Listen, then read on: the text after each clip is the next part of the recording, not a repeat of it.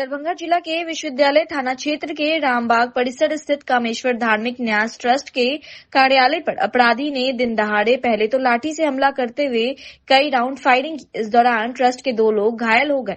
Firing की आवाज सुनते ही आसपास के लोग वहां जमा हो गए और फायरिंग करने वाले आरोपी को खदेड़ कर पकड़ लिया और फिर जमकर उसकी पिटाई कर लहूलुहान कर दिया। वहीं घायल अवस्था में आरोपी को दरभंगा सरकारी अस्पताल डीएमसीएच में भर्ती करवाया गया, जहां उसका इलाज चल रहा है। घटना की जानकारी मिलते ही पुलिस मौके पर पहुंचकर आरोपी को हिरासत में लेते हुए आरोपी और ट्रस्ट के घायल 2 कर्मी को इलाज के लिए अस्पताल में भर्ती कराया। तमाम घटना के संबंध में जो जानकारी मिली है उसके अनुसार आरोपी की पहचान बृहस्पति यादव के रूप में की गई है। घटना के संबंध में पुलिस का कहना है कि कई राउंड फायरिंग की गई है। पुलिस ने आरोपी के पास से देसी कट्टा के साथ भारी मात्रा में कारतूस गोली बरामद किया है। वहीं घटना की सूचना मिलने के बाद मौके पर पहुंचे एसडीपीओ अमित कुमार ने कहा कि आज दिन के 3 बजे दरभंगा जिला के विश्वविद्यालय थाना क्षेत्र के कामेश्वर धार्मिक न्यास ट्रस्ट कार्यालय परिसर में बृहस्पति यादव नामक एक व्यक्ति आता है और ट्रस्ट के कर्मी पर लाठी से हमला कर 2 कर्मी को घायल कर देता है। हमले के बाद बृहस्पति यादव अपने कंधे पर टंगे हुए झोले से हथियार निकालकर कई राउंड फायरिंग करता है। वहीं उन्होंने बताया कि स्थानीय व कामेश्वर धार्मिक न्यास ट्रस्ट के कर्मियों के सूझबूझ के कारण आरोपी को गिरफ्तार कर लिया गया। वहीं एसडीपीओ ने कहा कि गिरफ्तार आरोपी की झोले की तलाशी लेने पर उसमें से खाना बनाने के सामान, कपड़े, टॉर्च, रस्सी के साथ ही करीब 40 जिंदा कारतूस व हथियार को बरामद किया गया है। वहीं एसडीपीओ ने बताया कि फिलहाल पूछताछ के दौरान आरोपी ने बताया है कि वह कटिहार जिले के मनिहारी का रहने वाला है।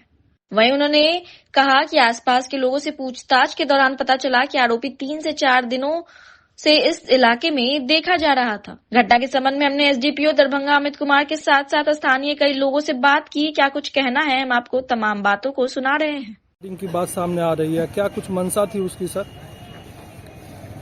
देखिए, यूनिवर्सिटी थाना अवस्थित जो कामेश्वर न्यास समिति है उसके परिसर में जाकर के दोपहर आज लगभग 3-3:15 बजे एक बुजुर्ग व्यक्ति जिनकी उम्र लगभग 55-60 वर्ष की है, उनके द्वारा जाकर वहां कर्मियों को पहले तो लाठी से पीटा गया जिससे 2 लोग जख्मी हैं और उसके बाद अपने बैग में से पुराने झोले, बड़े से झोले में से कंट्री मेड मास्केट निकालकर कई राउंड फायरिंग की गई। 2 खोखे बरामद हुए हैं। लोगों के द्वारा बताया जा रहा है कि 5-7 राउंड फायरिंग की गई थी, हवाई फायरिंग, किसी को टारगेट करके नहीं किया गया था। कारण क्या है, क्यों ऐसा किया गया, हथियार इन्हें किसने मुहैया कराया, नहीं कराया, इनका झोला पुराना है, झोले में बहुत तरह के सामान है जो स्थापित करने के वैगाबॉन्ड की तरह ये घूमते फिरते रहते थे। खाना बनाने का सामान है, कपड़े हैं, रस्सी है, मच्छरदानी है, एक मोबाइल भी इनका बरामद हुआ है जिसकी जांच पड़ताल की जा रही है। अभी फिलहाल वहाँ गोली चलाने के क्रम में आक्रोशित लोगों के द्वारा उनकी पिटाई की गई है, थोड़ा घायल हैं और कुछ भी स्पष्ट बता पाने में अभी असमर्थ हैं। उनसे पूछताछ की गई लेकिन बड़बड़ा रहे हैं, कुछ से कुछ बोल रहे हैं। कुछ भी स्पष्ट या कुछ भी ऐसा जिससे कोई मतलब मीनिंग निकाला जा सके ऐसा अभी उनके द्वारा नहीं बताया गया है। उनके थोड़े नॉर्मल होने के बाद पुनः पूछताछ की जाएगी, तब तक अन्य पहलुओं को जांच की जा रही है। इस गोलीबारी की घटना में कितने लोग घायल हुए? 2 लोगों को लाठी से इसने वार किया था, वो घायल हैं और ये स्वयं घायल है। क्या गोली से किसी को हताहत होने की कोई सूचना नहीं। क्या स्थिति अभी जो यहाँ डीएमसीएच आप आए हैं? स्थिति है आक्रोशित लोगों के द्वारा बताया गया, जैसा आक्रोशित लोगों के द्वारा इनको पीटा गया है, जिससे चोटिल है, सर पे चोट है, बॉडी में चोट है, उम्र भी अधिक है, इसलिए अभी उन्हें इलाज कराया जाए। कितने की संख्या में ये लोग थे? ये अकेले थे। और सर वहाँ पे जो है सो कारतूस बहुत भारी मात्रा में मिली है। लगभग 40-42 कारतूस मिले हैं, एक कंट्री मेड मास्केट मिला है। क्या आगे की कार्रवाई की जाएगी इस घटना पर? पूछताछ की जा रही है, इनके मोबाइल को खंगाला जाएगा और भी डिटेल्स निकाल कर हर तरह सम्यक जांच पड़ताल की जाएगी। क्या कुछ पता चल पाया है कहाँ के ये हैं? खुद को कटिहार का बता रहे हैं, कटिहार में मनिहारी अनुमंडल है, वहाँ के रहने वाले खुद को बता रहे हैं, तो जांच पड़ताल की जा रही है। नाम क्या है सर इसका? नाम बृहस्पति यादव बता रहे हैं। सर अभी आपने पूछताछ किया, उसमें क्या कुछ कहा इसने? कुछ भी स्पष्ट नहीं कर पाया, बस कह रहा है कि हाँ बहुत दूर से आए हैं, अकेले आए हैं और कुछ स्पष्ट कुछ भी नहीं कह पा रहा है। घटना से संबंधित कोई जानकारी अभी नहीं दे पा रहे हैं। ये जो व्यक्ति घायल हुआ है, कहाँ पे लोगों को चोट लगा है? जो चोट कहाँ पे लगा? ये चोट वहीं पे लगा है, आक्रोशित लोगों के द्वारा पिटाई की गई है। यहाँ क्यों आए थे? शूट करने के लिए सुबह कामेश्वर सिंह किसको शूट करने आए थे?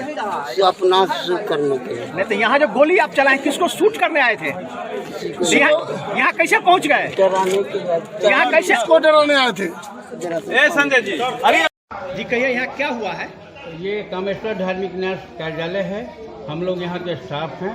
एक बूढ़ा जैसा बेटू 50-55 साल का आया है, बैग रखा है, चपरासी करते हैं जो देखो पूछो, उस पर लाठी चलाया है 4-5 बार। उसके बाद हमारे ये स्टाफ हैं, खजांची हैं, इन पर लाठी चलाया है। उसके बाद मंडल जी हैं, उन पर लाठी चलाया है। बेचारे दोनों हॉस्पिटल गए। हम लोग किसी तरह जान बचाए। उसके बाद फायरिंग करना शुरू किया है। फायरिंग किया है, उसका गोली है जिससे फायरिंग किया है वो बरामद हुआ है। तो क्या कुछ बोला? कहाँ से आया है, क्यों आया? वो सिर्फ कामेश्वर सिंह का नाम लेता है। क्या कहता है? हम कामेश्वर सिंह हमको भेजे। किसी को गोली भी लगी है? गोली अब किसको लगी? वो 2 आदमी हैं घायल। अब वही कितना लोग। फायरिंग किया? हाँ? कितना तो फायरिंग? नहीं हम जानेंगे, हम लोग तो जान बचाए हैं। तो चुना बाबू फोन किए हैं तब हम जा करके। क्या आपको लग रहा, क्या लगा आपको उस समय में? उस समय में तो हमको लगा कि पागल जैसा आदमी है। अच्छा इस तरह बिना पूछे किसी पर लाठी चला देना, गोली चला देना। अच्छा, हथियार जो निकाला वो कहाँ से निकाला, कुछ देखे आप? हम नहीं देखे, हम कार्यालय में बंद हैं। अच्छा, हम दोनों आदमी। अपना नाम बताइए। फायरिंग कैसे किया हुआ? अब तो जो लोग था बाहर में किसी को नहीं लूटन बाबा करके भागा। फायरिंग हुई है? हाँ फायरिंग हुई। कितना फायरिंग करीब हुई है? हाँ 8 राउंड बता रहा है। बाहर के पब्लिक सब 8 राउंड फायरिंग हुआ है। घायल कितने लोग घायल हुए हैं इसमें? 2 घायल हुए हैं, चिलाई मंडल और बैजनाथ ये ठाकुर। दोनों क्या करते हैं? चपरासी हैं। यहाँ के चपरासी हैं। पुलिस आ गई है? हाँ पुलिस अभी आई है। आपका क्या नाम हुआ? BK चौधरी। क्या है आप यहाँ पर? हम प्रधान सहायक। सर धार्मिक न्यास है, ऑफिस चलता है, मंदिर सब का विभाग अथी है। उसमें हम लोग सभी कर्मचारी बैठल थे। उसी समय में एक बुजुर्ग आदमी, दाढ़ी उनको था, लगभग 55-60 वर्ष का आयु था। वो आया और कामेश्वर सिंह बोलते हुए अंदर गया। और वो बहुत मतलब 5-6 हाथ का फीट का मोटा बांस था। वो बांस से वो मारना शुरू कर दिया बगैर बोले हुए। जो पूछने के लिए आता था क्या बात है, ये बैजनाथ ठाकुर आदेशपाल हैं कार्यालय का, वो पूछने के लिए आया। उस पर 2 बल्ला चला दिया, बांस मारा। वो लहूलुहान होकर के वो भाग गया। उसके बाद जाकर के तिलय मंडल आए, वो भी पूछे मतलब क्या बात है बोलिए ना। तो उसको भी 2-3 बांस मारा, जिसको सर उर फट गया और बहुत खून बहा। उसके बाद हम आए कि आप क्यों ऐसा पागल की तरह करते हैं, आप जो करते हैं आपको काम क्या है? तो हम पर भी चलाए वो 1 बांस, लेकिन थोड़ा बांस अधिक कबाड़ी के पल्ला पर लग गया, थोड़ा सा मेरे हाथ पर लगा। उसके बाद खदेड़ करके मारना शुरू किया और कुछ नहीं बोलता था, खाली कामेश्वर सिंह का नाम लेता था। तब हम लोग क्या किए, हम और विजयकांत चौधरी प्रबंधक कार्यालय के अंदर घुस गए। अंदर से हम लोग लॉक कर लिए, मतलब छिटकिनी लगा लिए, बल्ला लगा लिए, अब बैठल थे। उसके बाद थोड़ी देर के बाद लगभग 8-10 राउंड आवाज आ रहा था, फटाक फटाक, जैसे कोई फटाका फूटता है वैसे ही आवाज आ रहा था। और उसके बाद चिल्ला रहा था, कहाँ साला भागा, कहाँ गया, इसमें छुपा हुआ है, ये हुआ, ऐसे करके बोल रहा था। उसके हर टेबल पर जा करके वो क्या करता था नहीं, हम देख नहीं पाते थे, हम तो चूंकि रूम में थे। लेकिन डर के मारे हम लोग कुछ साइलेंट थे बने हुए। वो उपद्रव अंदर में करता था। जो आवाज आता था उससे हमको महसूस होता था जो कि कुछ कर रहा है अंदर में। बहुत देरों के बाद जाकर के मेरे प्रधान सहायक जो हैं सो किसी को फोन किए, उनको कहने पर वो आदमी से कॉल करके यहाँ आए, वो पकड़ा गया, उठ गया। तब हम लोग डर के मारे, खोलने से भी डर होता था, खोलेंगे। उसके पास क्या क्या सामान था? तो हम तो अंदर में थे, तो उस समय में तो हम एक बांस का बल्ला देखे। बाहर आप निकले? जब निकले, जब उसको मतलब मारपीट होता, उसके बाद आगे एक पिस्टल जैसा लंबा, ऐसा छोटा बंदूक कहते हैं, क्या कहते हैं, पिस्टल जैसा निकलता। बहुत सारा गोली भी था, एक चाकू नुमा तेज धार वाला था। क्या लग रहा है आपको कि हमको यही लगता है जो कि नाम ले रहा था कामेश्वर सिंह का, मनसा कुछ अलग था उसको यही मनसा था जो कि इस स्टाफ को मार के। अब मारने का कारण क्या है वो तो वही कहेगा, हम लोगों को तो नहीं अच्छी है। लेकिन आप ये बताइए कामेश्वर सिंह का नाम क्यों ले रहा था? क्या लग रहा था कि कल प्रधानमंत्री ने कामेश्वर सिंह की बड़ाई भी किया था, कामेश्वर सिंह की बात चर्चा की थी अपने मन से? यदि चर्चा यदि प्रधानमंत्री महोदय किए तो उससे उनको तो प्रभावित होना चाहिए। वैसा सब तो नहीं बोले कि मतलब ऑफिस में जा करके ऐसा घटना घटावे। क्या लग रहा, लोभ से आया था कुछ इस तरह का लूट? नहीं, कोई कागज पत्र भी छूछा किया, कोई अलमीरा खोला? नहीं फाइल वगैरह ना वो आया, वो मारने के मकसद से आया था। वो बारी बारी करके सभी को मारता हुआ। क्या की घटना है ये 2:35। हाँ 2:35। कहाँ पे यह घटना घटित हुई है? रामबाग कार्यालय के अंदर, कामेश्वर धार्मिक न्यास के अंदर। आपका नाम? मेरा नाम हुआ मोहन कुमार दास। क्या है आप? मैं खजांची हूँ। था ना, तो हमको बोला कि रोकने के लिए, तब पर भी हम रोके नहीं, अंदर घुसे हैं। तब तक दो तीन लड़का इसको पटक के रखा हुआ था। रखने के बाद इसको हम बांधे छेके हैं और बस वहाँ पर रोक के रखे हैं। और बाबा को, मंडल बाबा को चोट लगा है, लूटन चचा को चोट लगा है और 2-3 आदमी और हैं, उनको हम नहीं पहचानते। क्या मकसद क्या रहा, कुछ है? इसको यही है, उससे कुछ पूछताछ हम लोग नहीं किए हैं। तो क्या कहाँ फायरिंग कर रहा था ये पूरा अंदर में आकर के फायरिंग कर रहा था। गेट खुला हुआ था? गेट खुला हुआ था, ऑफिस है ना, तो ऑफिस तो एकदम सीधा घुस गया। अच्छा, लगभग क्या राउंड फायरिंग किया? कम से कम 8 से 10 राउंड।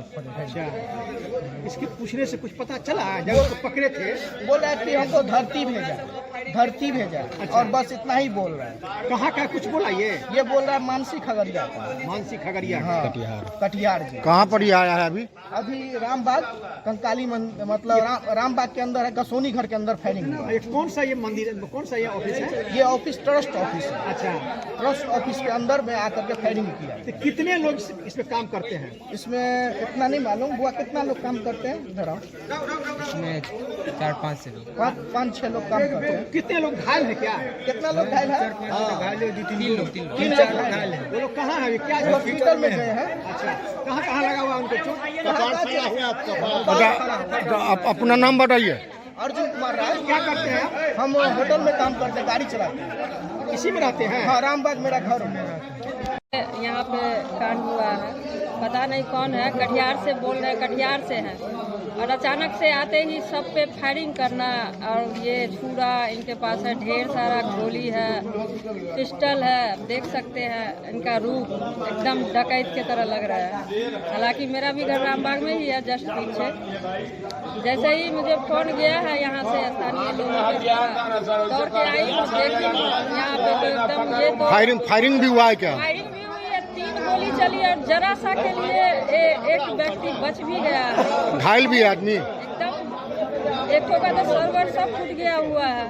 बताइए, कटिहार से यहाँ कोई आतंक करने आ गया। और अभी क्या प्रशासन पहुंची है? अभी पहुंची है। उनको गिरफ्तार किया गया है प्रशासन के द्वारा?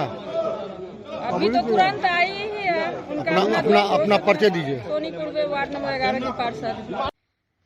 52वें मिथिला विभूति पर्व समारोह के शुभारंभ के उपरांत अपने संबोधन में मुख्य अतिथि ललित नारायण, मिथिला विश्वविद्यालय दरभंगा के कुलपति प्रोफेसर संजय कुमार चौधरी ने अपनी बातों को रखा। मिथिला विभूति पर्व के उद्घाटन समारोह में राज्यसभा सांसद डॉक्टर धर्मशिला गुप्ता, बिहार सरकार के मंत्री हरि सैनी, विधानसभा के सत्तारूढ़ दल के सचेतक सह नगर विधायक संजय सरावगी उपस्थित रहे। सांसद डॉक्टर गुप्ता ने इस कार्यक्रम के लिए विद्यापति सेवा संस्थान की सराहना की। कार्यक्रम की अध्यक्षता कामेश्वर सिंह दरभंगा संस्कृत विश्वविद्यालय के पूर्व कुलपति ने की। अतिथियों का स्वागत करते हुए सेवा संस्थान के महासचिव डॉक्टर बैजूनाथ चौधरी बैजू ने कहा कि जितने भी अतिथि इस मंच पर आते हैं वह माता जानकी, मां मैथिली एवं कवि विद्यापति के सम्मान में अपनी उपस्थिति दर्ज करवाते हैं। साथ साथ मिथिला एवं मैथिली के सम्मान को भी प्रदर्शित करते हैं। प्रत्येक व्यक्ति के उद्धार से मैथिली एवं मां जानकी के प्रति जो श्रद्धा निवेदित होती है वही मैथिली की ताकत है। कार्यक्रम में सृष्टि फाउंडेशन एवं नटराज डांस एकेडमी के बच्चों ने बहुत ही मनमोहक नृत्य प्रस्तुत किया। कार्यक्रम का संचालन अपने निराले अंदाज में बिहार मैथिली एकेडमी के पूर्व अध्यक्ष पंडित कमलाकांत झा ने किया। वहीं कार्यक्रम में बिहार के पूर्व शिक्षा मंत्री डॉक्टर रामलखन रमन, बालेंदु झा बालाजी, पंडित राम नारायण झा, राजीव चौधरी आदि उपस्थित थे। मिथिला विभूति समारोह के 52वें समारोह इसको चार्ज लगा मंच पर जितने भी गणमान्य व्यक्ति हैं, विधायक महोदय, मंत्री महोदय, राज्यसभा सांसद, हमारे वीसी मित्रगण, सामने में इस उपस्थित मीडिया बंधु केवल अन्य भाई और बहनों, राजू बाबू जैसा सामाजिक व्यक्ति अभी तक मैं बहुत जगह भारत में घुमा हूँ, लेकिन एक डेडिकेटेड पर्सनालिटी जो समाज के लिए जीता है, समाज के लिए सोता है और समाज के लिए ही वो समर्पित है, वैसा व्यक्ति मैंने अभी देखा नहीं था। मैं चाहता हूँ कि आप लोग इन ताली इनके लिए बजाएं। असली मिथिला की ये दूसरे को जरूर विभूति पावनों में करके बांटते हैं, लेकिन मिथिला की असली विभूति यही है। इन्हीं शब्दों के साथ विधायक की टीम आई हुई है, मेरा वेट कर रहा होगा, तो मैं क्षमा प्राप्ति हूँ कि ज़्यादा देर समय नहीं दे पाऊँगा। इन्हीं शब्दों के साथ इस समारोह की शुभकामना देते हुए कि अच्छा से अच्छा ढंग से ये सफल हो। धन्यवाद, थैंक यू वेरी मच। संपूर्ण देश और विदेशों में चर्चित विद्यापति संस्थान सेवा के रूप में सौंसे देश में पसरल मिथिला आ मैथिली के लऽ कऽ सदैव संघर्ष करयवला हमर सबके अभिभावक आदरणीय वैद्यनाथ चौधरी जी हमरा बीच में उपस्थित छै। सही रूप में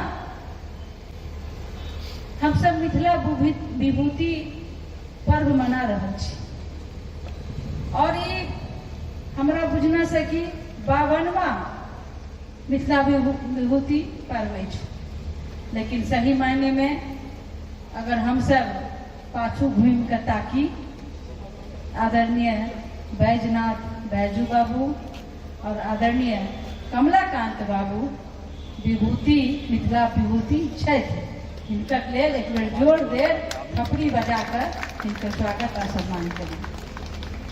हमरा बीच में उपस्थित छथि गुदरी स्वागत करी छी। हम ओहि पल के नहीं बिसरि सकै छी जखन हम स्वर्गीय जगदीश बाबू हुनका संगे अबै छलहुँ एहि कार्यक्रम में आ टुकुर टुकुर ताकैत रहै छलहुँ आ बहुत नीक से गीत सुनै छलहुँ। अखन ममता जी गवलखिन जय जय भैरवी असुर भयावनी, अगर वही गीत के हम एकदम ध्यान से सुनी तो भगवती के सब रूप में समायल छै। वही गीत से हमारे सभ्यता संस्कृति और भक्ति भाव जागृत हुए छे और आय 52वां मिथिला विभूति पर्व हम सब गोटे मिलकर मना रहल छी। लेकिन एकटा गप हम सब गोटे से कहसा जे हम सब मैथिली के प्रचार करै छी, सब गोटे के कहै छी कि एकरा आगू बढ़ाओ, मुदा हम अपना हृदय में झांकी, हम अपना हृदय में ताकी कि पहले हम अपन धिया पुता, हम अपन नेना भुटका से मैथिली में गप करी, अपन जे क्षेत्रीय भाषा है मैथिली ओई भाषा में गप करी, तखने हमर मिथिला और मैथिली के विकास है। विद्यापति चरण कमल में प्रणाम करे समस्त उपस्थित दर्शक आबाद वृद्ध बाल नर नारी पाहुन अतिथि लोकन सब गोटा के प्रणाम करे छी, स्वागत करे छी, अभिनंदन करे छी।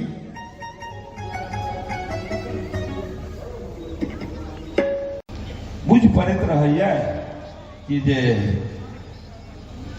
ई आवश्यकते छ जे आकाशवाणी से सेहो मैथिली के प्रसारण होइए। ई हमर आवश्यकता छ जे हमर रेलवे स्टेशन से मैथिली में सेहो उद्घोष हुई है।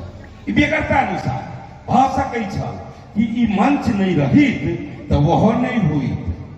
तैले हम बाजत रहे छी कि आवश्यकता आविष्कारक जनी हुई है तो अहाँ एकरा चलबै छी सब गोटे मिलकर। तैले सब गोटे के दिल के गहराई से शुभकामना आभार।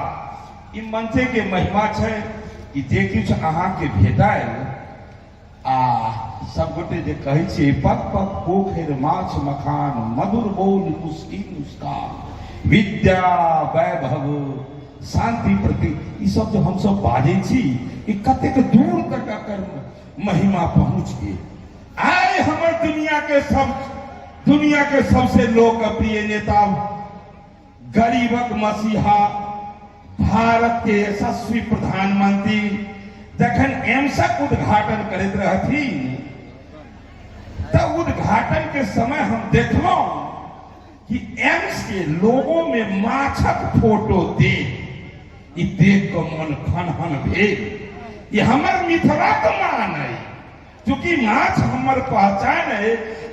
तेकरे नाव पर वो लोगों में माछक फोटो देल गेल तो तैले हमारा बड़ मन खनहन भेल।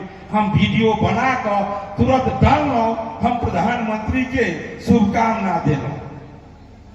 अच्छा तो किछ हुई छे तो मैथिली के अष्टम सूची में देव वाला गप बिसरल नहीं देबे तकरा तो ई सब तो यह सब ई मंचक थे ई संगठनक देन छे कि केवल अही ठाम नहीं यह मंच नहीं अकर माध्यम से जहां पूरे मतलब मिथिला में नहीं पूरे बिहार में नहीं पूरे देश में दुनिया में जतेक ज्यादा का कार्यक्रम करे छिए। बेटा सब गोटे कविता पढ़ने चाहिए। बड़ा हुआ तो क्या हुआ जैसे पेड़ खजूर तरवर को छाया नहीं आगे अति दूर वो पढ़े छिए। ओई में दाल पात नहीं रहते तो छाव कत से एते दोसर के उपकार कत से हेते। अहाँ बरगद के पेड़ जका इस संगठन के मैथिली मिथिला के आवश्यकता के बिखरे जकर कारणे आय सब तरह के जे कुछ सुविधा भेट रहल सरकार दे रहल है ई बरगद जका जे फैलिए यहाँ जाल बात तकरे देने तैले सब गोटे के चरण बंदन। हम मानित रही छी कि कुम्हारक चाक जका ई मंच जे कुम्हार के चाक से कतेक खपरा आ कतेक कटिया आ घैला तैयार भ जाइए तेनाहिते कतेक कलाकारों एठाम से पैदा भ जाइए। हम तो शुभकामना दे छियै ई सृष्टि फाउंडेशन और कोन संसद ई जखन सबटा हमर घरक जेना गुटका सब आबि कऽ जे नृत्य करै छलखिन तऽ मन खनहन होइ छल। अवसर भेटाइए 3 दिन तक एठाम आ एहि अवसर के परिणाम लंबा समय में एक बड़ नीक परिणाम हुई छै। ई मंचक देन छै जे आई तरह के आ शारदा सिन्हा के नाम से जे अखन गीत भेल तो लगल कि जे बड़ नम्हर उपकार केलखिन कि यह गीत शारदा सिन्हा के नाम से ई गीतक प्रस्तुति भेल तो आब नीक लागल कोनो न कोनो रूपे उनकर नाम एठाम मंच पर हुआ के चाहे छल कि हमारे मंच के बहुत सुशोभित केने छथिन। तैले ई भेनाई बहुत जरूरी छल, हर सूरत में जरूरी छल। मैथिली के लिए देखियो सर गांव घर में एकटा होइए कमला माई के गहबर जत सोहनी छै मना भाई ओइठाम देखबै कमला माई के गहबर। पासवान समाज के छै तऽ देखबै ओइमे राजा सलहेश के गहबर आ ठाकुर सब छै तऽ ओइठाम बीना भद्री के गहबर। वो सबटा अपन अपन समाजक जे छै से पुरोधा के गहबर बना के रखने छथिन। आ एकटा गहबर होइ छै गामक डिहबार के जकरा सब गोटे छै। तऽ हम सब मैथिली के हम सब मैथिली के से कोनो खास वो मलाह के जेना छै भाई कमला माई के गहबर आ राजा सलेश के गहबर तेना नहीं हम बनाबी, हम दीवार के गहबर जका बनाबी जे ककरो घर में बारात गोर लगवा के लिए उच्चावे करते तेहन गहबर बना कर राखी। अपने सबटा में मैथिली के जते जे चाही वो सबटा भेटाई जेते, क्यों के रोक नहीं सकैया। एहिने जी पहिने ही कहलहुँ कि जे आवश्यकता आविष्कार के जननी हुई है, चाहे आकाशवाणी हुई है, रेलवे हुई है, जे किछु भेटायल है एहि मन के द्वारा आ जे किछु भेटायल से यह मंच के द्वारा दैनिक आगा बढ़त रहे। हमरो सबके शुभकामना। आ कतौ कतौ स्कूल विद्यालय में जाई छी तो हम बाजत रहे छी कि बच्चा के उत्साह वर्धन के लिए सबटा गार्जियन ओई कार्यक्रम के दिन सब काज छोड़ कर आओ। ई बेगरता छै बच्चा के हर स्तर के विकास के लिए। तेना ही कि 3 दिनक पर्व के हम सब ओना ही 3 दिनक पर्व के हम सब ओना ही हम सब मनाबी कि और जे काज हुए हम टीवी लगोते दे नहीं बैसब, आई वो सबटा समय अही ठाम खर्च करब। एकटा संकल्प जिनका मन में धारणा हुए मैथिली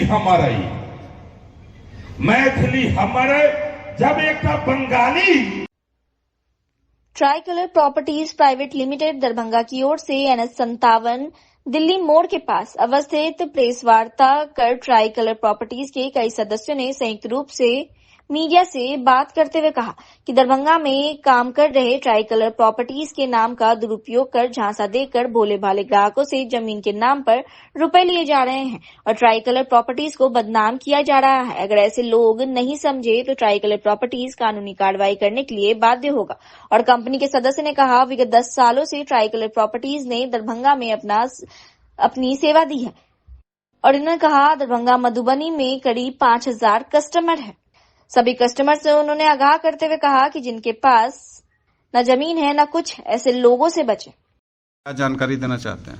जी बिल्कुल, जैसा कि आप सारे लोग जानते हैं कि विगत 10 साल से ट्राइकलर दरभंगा में अपना सेवा दे रहा है और जो हमारा कॉन्सेप्ट था उसको लेकर के अभी बहुत सारी छोटी मोटी कंपनियां कह लीजिए जो लीगल सेक्टर से कहीं भी मेल नहीं खाता है वो लोग मार्केट में आ गया है और उसमें बहुत सारे ऐसे लोग हैं जो हमारे कस्टमर को, आपको बताना चाहूँगा मैं कि हमारे 5000 लगभग कस्टमर हैं मधुबनी दरभंगा लोकल इस एरिया में।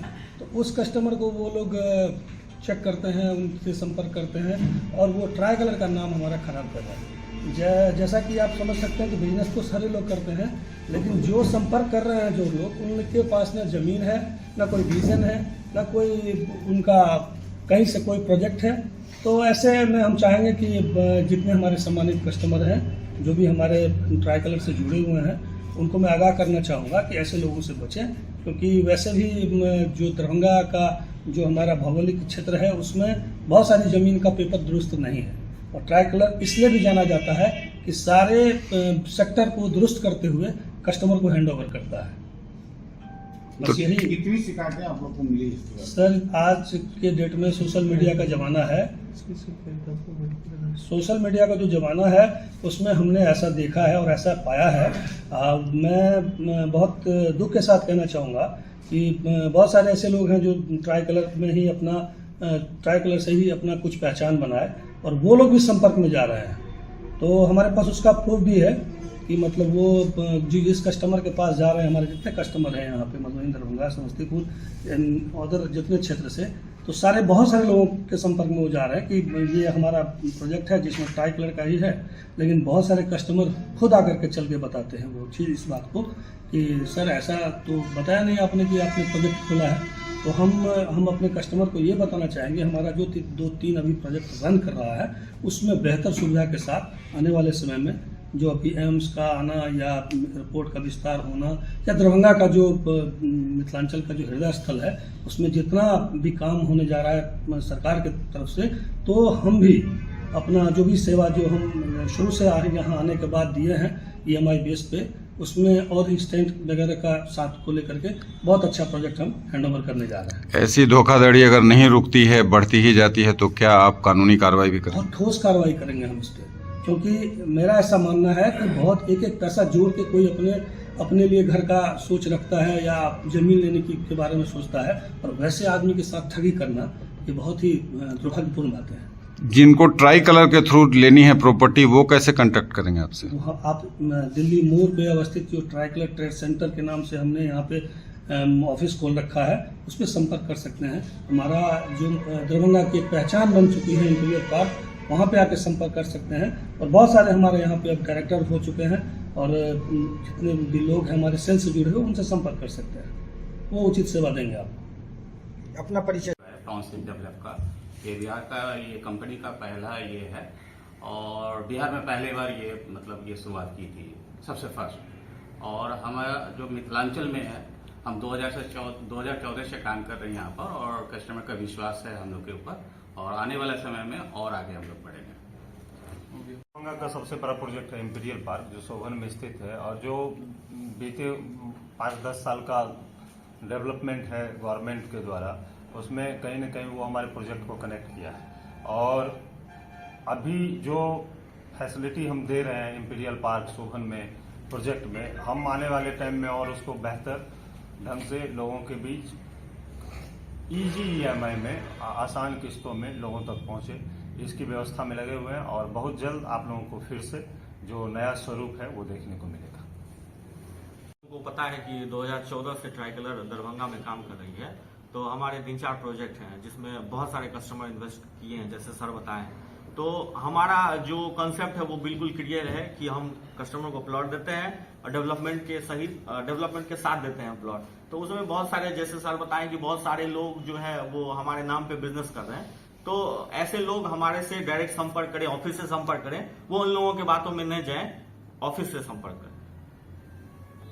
प्रयास है कि कस्टमर को जितना हम लोग दिए हैं उनका पहले हैंड ओवर करें और उनका विश्वास जीतें।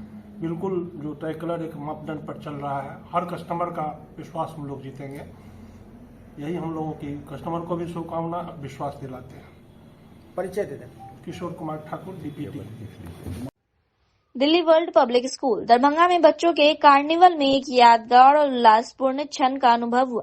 आज बच्चों के लिए एक भव्य कार्निवल अरोड़ा आयोजित की गई। इस अवसर पर मुख्य अतिथि के रूप में जिला शिक्षा पदाधिकारी समर बहादुर सिंह उपस्थित रहे और कार्निवल का उद्घाटन किया। इस अवसर पर Delhi world public school Darbhanga की चेयरमैन डॉक्टर फातिमा राशिद शेख और प्रबंध समिति के सचिव डॉक्टर फराज फातमी विशेष अतिथि के रूप में उपस्थित रहे। कार्निवल के मुख्य आकर्षण विभिन्न खाद्य स्टॉल, खेल स्टॉल, सेल्फी पॉइंट और कई मनोरंजक गतिविधियां रही। एक आर्ट और क्राफ्ट स्टॉल और विभिन्न सांस्कृतिक कार्यक्रम में भारी संख्या में आए लोगों का ध्यान आकर्षित किया। मुख्य अतिथि ने हमारे स्कूल के छात्रों की प्रतिभा की भरपूर सराहना की और भविष्य में Delhi world public school Darbhanga में ऐसे और कई कार्यक्रम आयोजित करने की इच्छा भी लोगों ने व्यक्त की। प्राचार्य राजीव रंजन ने उत्साहपूर्वक भाषण दिया और अभिभावकों एवं उपस्थित लोगों को आश्वासन दिया कि Delhi world public school Darbhanga बहुत जल्द अपनी महत्वपूर्ण उपलब्धियां हासिल करेगा और दरभंगा के लोगों को विश्व स्तरीय शिक्षा और शैक्षिक गतिविधियां प्रदान करेगा। उन्होंने इस कार्निवल को सफल बनाने में योगदान देने वाले सभी शिक्षक और स्टाफ को बधाई दी।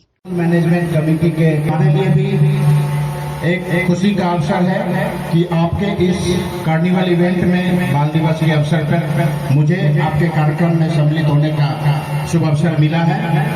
मैं दिल्ली पब्लिक स्कूल की मैनेजमेंट को अपनी ओर से शुभकामना देता हूं कि जिले में क्वालिटी एजुकेशन इम्पार्ट करने की दिशा में अन्य शहरों में जिस तरह से आपके स्कूल्स ने अपना योगदान दिया है, उसे बढ़ चढ़कर इस जिले में भी अपना योगदान आप सुनिश्चित करेंगे। और एक केवल क्वालिटी एजुकेशन नहीं बल्कि एक बच्चे के पर्सनालिटी का जो एक सर्वांगीण विकास होता है, उस दिशा में दिल्ली पब्लिक स्कूल ने अप्रतिम कार्य किया है और इस जिले में भी यही अपेक्षा है।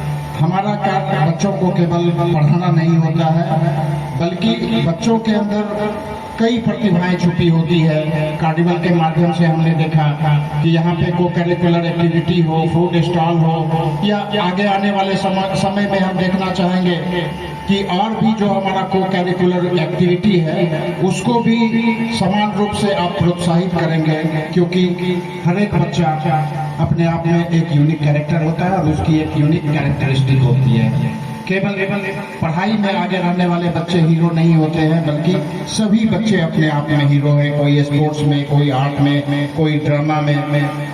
तो हमारा स्कूल मैनेजमेंट का काम यही होता है कि बच्चों में छुपी हुई अंतर्निहित प्रतिभा को हम पहचाने, उसे प्रस्फुटित करने में उसको सपोर्ट करें, और यही एक अच्छे टीचर का भी काम होता है। तो मेरी शुभकामना है और आशा है कि आने वाले समय में यहाँ के बच्चे बहुत अच्छा करेंगे, न केवल पढ़ाई में बल्कि अन्य इवेंट्स में भी अपने जिले का नाम रोशन करें, अपने राज्य का नाम रोशन करें और देश का नाम रोशन करें। मैं यहाँ बुलाने के लिए स्कूल मैनेजमेंट को अपनी ओर से अपना आभार व्यक्त करता हूँ कि आपने मुझे यहाँ बुलाया और इस कार्यक्रम में शरीक होने का अवसर दिया। बहुत बहुत धन्यवाद। आप जानते ही हैं कि हर साल 14 नवंबर के दिन, जो कि पंडित नेहरू जी का जन्मदिन भी आज मनाया जाता है, उसी के शुभ अवसर पर हर स्कूल में उनको याद करने, क्योंकि पंडित नेहरू जी को चचा का रूप भी दिया गया था, तो उसी के उनको याद करते हुए हर 14 नवंबर को हर साल हर स्कूल में चिल्ड्रंस डे का आयोजन होता है। लेकिन आज क्योंकि मैं इस स्कूल का सेक्रेटरी भी हूँ, अपने दिल्ली वर्ल्ड पब्लिक स्कूल का, तो इस बार कॉन्सेप्ट हम लोग लेकर के आए, क्योंकि आप देख सकते हैं ऑरोरा एक कॉन्सेप्ट है। ऑरोरा का मतलब है नॉर्दर्न लाइट्स, जो एक इलाका है जहाँ पे एक समय में जो एक मौसम आता है जहाँ पे जब आकाश के अंदर एक आप देखिएगा कलर्स उत्पन्न होते हैं, जो कि इसको नॉर्दर्न लाइट्स कहा जाता है। उसी में इसका नाम निकल करके आया ऑरोरा। तो ये हम लोगों ने, हमारे टीचर्स ने, हमारी पूरी टीम ने ये कॉन्सेप्ट लेकर के आई और सोचा कि क्यों ना इस चिल्ड्रंस डे को एक यादगार पल बनाया जाए। उस यादगार पल में हम लोगों ने सोचा कि एक कार्निवल के रूप में, एक मेले के रूप में, जिसमें अपने बच्चे, यहाँ के स्कूल के बच्चे अपने प्रतिभा को भी दिखा सकें। आप देख सकते हैं कई बच्चों ने इस साइड में देख सकते हैं मोमेंट्स अपने पुराने ज़माने जब बच्चे यहाँ पढ़े, यहाँ उन्होंने खेल कूद किया, यहाँ पे स्पोर्ट्स, डांस, कई कॉम्पिटिशंस में पार्टिसिपेट किया। खुद से उन्होंने फोटोग्राफ्स निकाल करके उसको पिक्चर्स के तौर पे दिखाने का काम किया है। कई लोग डांस परफॉर्मेंस दे रहे हैं, कुछ सिंगिंग परफॉर्मेंस दे रहे हैं, तो और साथ साथ कुछ अपने गेम्स भी लेकर के आए ताकि बच्चे अपने पेरेंट्स को, अपने दोस्तों को उसमें इन्वॉल्व कर सकें। तो आज तो उनका दिन है, आज उनको एंजॉय करना है, अपने इलाके, अपने इस वक्त को अच्छे से गुजारना है। तो आज हमने उसी की वजह से हमारे स्कूल मैनेजमेंट ने सोचा कि आज हम एक मेले के रूप में इसको हम मनाएं, और हमने कोशिश किया कि अपने साथियों को भी इसमें दावत दें, उन्हें बुलाएं, ताकि इसमें इसको वो खुद सब मिल करके आज के दिन को हम लोग सही तरीके से, इस उत्साह के दिन को हम लोग मनाने का काम करें। तो आज मैं डीओ साहब का शुक्रिया अदा करता हूं कि आज वो चीफ गेस्ट के रूप में इस प्रोग्राम में उन्होंने सम्मिलित हुए, आज उन्होंने इसको इनॉग्रेट किया है। और ये जो ऑरोरा कॉन्सेप्ट है, ये हर साल ये चलता रहेगा, और एक इससे भी हम लोग कोशिश करेंगे कि और अच्छा हम लोग नया कॉन्सेप्ट लेकर के आएँ और बच्चों की प्रतिभा को उजागर करने का। Thank you. श्री कृष्ण चेतना मंच दरभंगा के बाड़े में वार्षिक उत्सव समारोह का आयोजन किया जाएगा। वहीं इस कार्यक्रम के मौके पर समाज के समग्र विकास में जातिवाद जनगणना की भूमिका विषय पर दरभंगा के लेडेसराय स्थित आर्ट एंड गैलरी प्रेक्षागृह में चर्चा की जाएगी। आयोजित प्रेस वार्ता के मौके पर सदस्यों ने जातिवाद जनगणना को लेकर अपनी अपनी बातों को रखी। क्या कुछ उन्होंने कहा, हम आपको सुना रहे हैं। 17 नवंबर लहरियासराय पोलो मैदान के बगल में जो ऑडिटोरियम है प्रेक्षागृह, उसी में 17 तारीख को 12वां एनुअल फंक्शन श्री कृष्ण चेतना मंच का होने जा रहा है, जिसमें समाज के समग्र विकास हेतु जाति जनगणना की क्या भूमिका है, क्या महत्व है, इस पर हमारे बीच बड़े बड़े विद्वान, जिसमें जेएनयू के पूर्व उपाध्यक्ष, वहाँ के प्रोफेसर, वहाँ के स्वतंत्र पत्रकार, हमारे कई आईएएस लोग, जैसे पूर्णिया यूनिवर्सिटी के वीसी पूर्व वो भी आ रहे हैं, तो बड़े बड़े विद्वान इसमें आके अपना मंतव्य रखेंगे, अपना वक्तव्य रखेंगे, ताकि समाज के ये जातिगत जनगणना से क्या बेनिफिट होना है, क्या फायदा होना है, कि आज जो विस्तार रूप पर हमारा उपाध्यक्ष महोदय, अध्यक्ष महोदय सब लोगों ने बताया आप लोग को, तो इसे कहीं ना कहीं समाज के विकास की जड़ में जाति जनगणना निश्चित तौर पर है। दूसरी बात कि आपसे हम अपने समाज के गांव-गांव तक एक मैसेज देना चाहते हैं कि आप ये वार्षिक उत्सव में सब लोग आएं और इन विद्वानों की बात सुने और उस पर चिंतन करें, मनन करें, ताकि हमारा समाज एक मजबूत दिशा में, चाहे वो शैक्षिक क्षेत्र हो, आर्थिक क्षेत्र हो या सामाजिक क्षेत्र हो, उसमें लोगों में मजबूती आएगी। अभी ये जातिवार जनगणना देश के कई सारे राजनीतिक पार्टियों या बुद्धिजीवियों से ये उठ रहा है, ज्वलंत मुद्दा है देश के लिए जातिवार जनगणना, ये होना बहुत ही जरूरत है। तो इसी पर इससे होना माने कितना बढ़िया इस देश के लिए, समाज के लिए होगा, इस पर यह कार्यक्रम है। जून 2013 को श्री कृष्ण चेतना मंच की स्थापना की गई थी। आज का जो प्रेस वार्ता है, ये 12वां हमारा वार्षिक उत्सव है। इसमें हम लोग यह केंद्रीय विषय रखे हैं कि इस देश में जातिवार जनगणना किया जाए और इस विषय की क्या गंभीरता है, इस पर विद्वानों को बुला रहे हैं कि जातिवार जनगणना करने से क्या समाज को परिवर्तन होगा, क्या इसका लाभ होगा। इसीलिए हम लोग इस केंद्रीय विषय पर केंद्रित यह श्री कृष्ण चेतना मंच का वार्षिक समारोह का आयोजन किए हैं। कब है और कहाँ? ये 17 नवंबर को पोलो मैदान स्थित प्रेक्षागृह है, उसमें कार्यक्रम है। जी, आपका परिचय? डॉक्टर देवनारायण यादव, अध्यक्ष श्री कृष्ण चेतना मंच, दरभंगा। इस प्रेस वार्ता कार्यक्रम में तमाम पत्रकार बंधु को बहुत बहुत स्वागत है। जैसे चेतना मंच परिवार की आप सभी पत्रकार बंधु लगातार हमारे कार्यक्रम को सर्वे करते रहे, देखते रहे। तो हमारा इस चेतना मंच का 4 मुख्य उद्देश्य है। सभी के लिए शिक्षा, खास करके जो किसान, मजदूर, गरीब वर्ग के लोग हैं, उनके बच्चों के लिए शिक्षा की व्यवस्था हो, इसके लिए सामाजिक विकास, सांस्कृतिक विकास और आर्थिक विकास के क्षेत्र में हम लोग काम करते हैं। तो इस बार हम लोगों ने अपने जो हमारा एक मूल उद्देश्य है, बेसिक एम है, उसमें है सामाजिक उद्देश्य। उसके तहत आज के भारत देश में एक ज्वलंत मुद्दा है जातिवार जनगणना। हमने उसको इस बार अपना मुख्य विषय बनाया। जातिवार जनगणना के बारे में एक आम लोगों की धारणा है कि लगता है कि सिर्फ जाति को जानना। दरभंगा की जनसभा में भड़ी मंच पर एक बार फिर बिहार के मुख्यमंत्री नीतीश कुमार ने देश के प्रधानमंत्री नरेंद्र मोदी के पांव भड़ी मंच पर छुए। हालांकि प्रधानमंत्री नरेंद्र मोदी ने तुरंत नीतीश कुमार के दोनों हाथ को अपने हाथों से रोका और उन्हें अपने बगल की सीट पर बैठने का इशारा किया।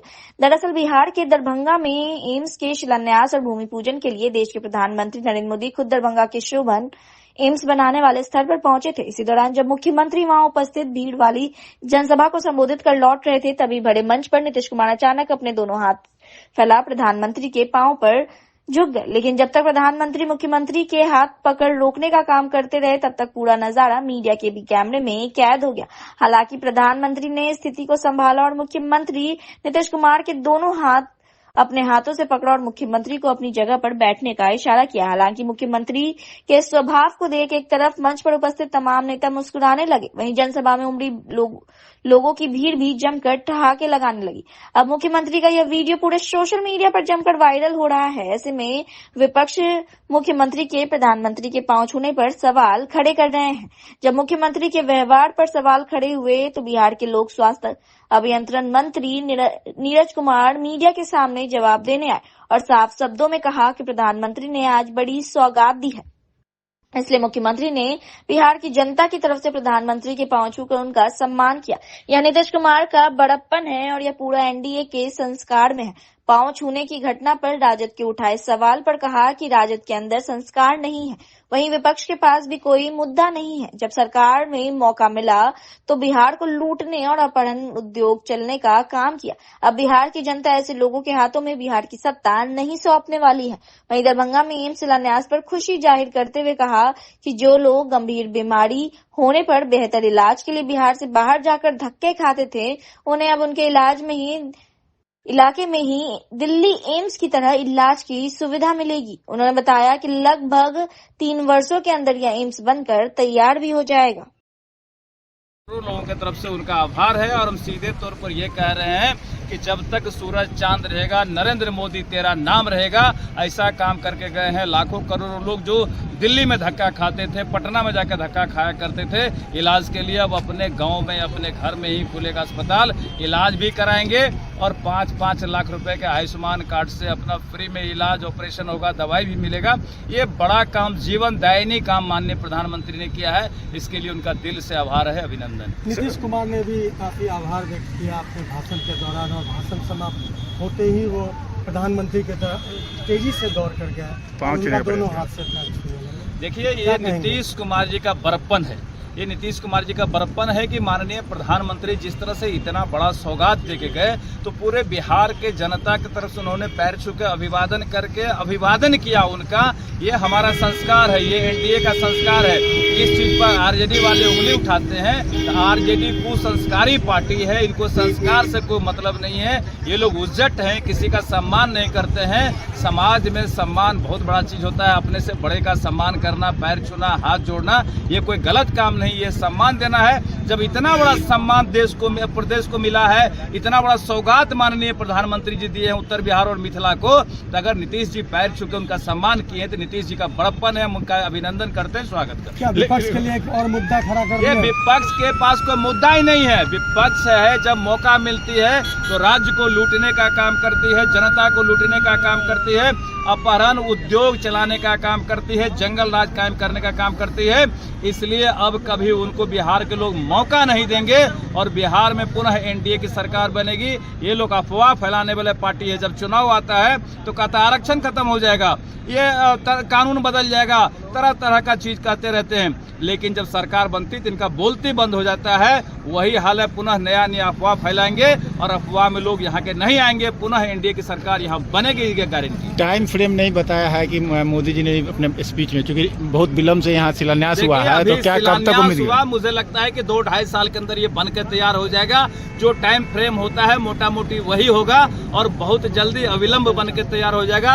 और 25 में इसका स्ट्रक्चर दिखेगा कि काफी बड़े पैमाने पे यहाँ बन रहा है, इसमें टाइम फ्रेम की कोई आवश्यकता नहीं। करोड़ों लोग देख रहे हैं कि यहाँ बन रहा है, ये हमारे लिए बड़ी बात है। ये पूरे मिथिला, कोसी, उत्तर बिहार के सम्मान की बात है। Thank you sir.